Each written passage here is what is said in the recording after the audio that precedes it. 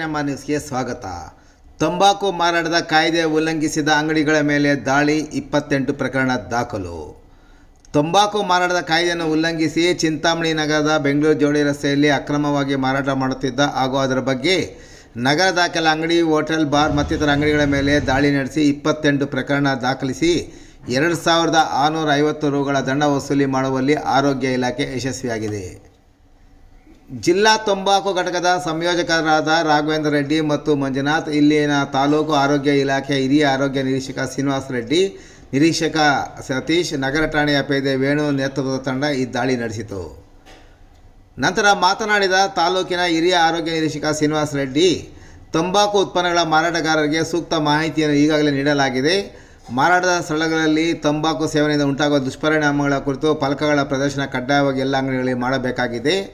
ಅಲ್ಲದೆ ಪ್ರಚೋದನೆಗೆ ಅವಕಾಶ ನೀಡದಂತೆ ಎಚ್ಚರಿಕೆ ವಹಿಸಬೇಕಾಗಿದೆ.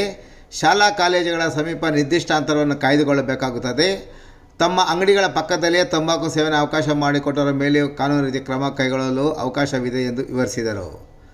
ತಂಬಾಕು ನಿಷೇಧ ಕಾರ್ಯಕ್ರಮದಡಿಯಲ್ಲಿ ಚಿಂತಾಮಣಿ ನಗರದಲ್ಲಿ ತಂಬಾಕು ತನಿಖಾ ದಳ ಮತ್ತು ಜಿಲ್ಲಾ ತಂಬಾಕು ದಳ ತಂಡ ಬೀಸುವ ಕಾರ್ಯಕ್ರಮವನ್ನು ಹಮ್ಮಿಕೊಂಡು ಸುಮಾರು 28 ಪ್ರಕರಣಗಳಿಗೆ ಸೆಕ್ಷನ್ 4ರ ಅಡಿಯಲ್ಲಿ ದಂಡ ವಿಧಿಸಿ ತಂಬಾಕು ಸೇವನೆಯಿಂದ ಬರುವ ಕಾಯಿಲೆಗಳ ಬಗ್ಗೆ ಹಾಗೂ ದುಷ್ಪರಿಣಾಮಗಳ ಬಗ್ಗೆ ಮಾಹಿತಿ ನೀಡಿ ಆರೋಗ್ಯ ಶಿಕ್ಷಣ ಸಹ ನೀಡಲಾಯಿತು ಎಂದು ಅವರು ವಿವರಿಸಿದರು.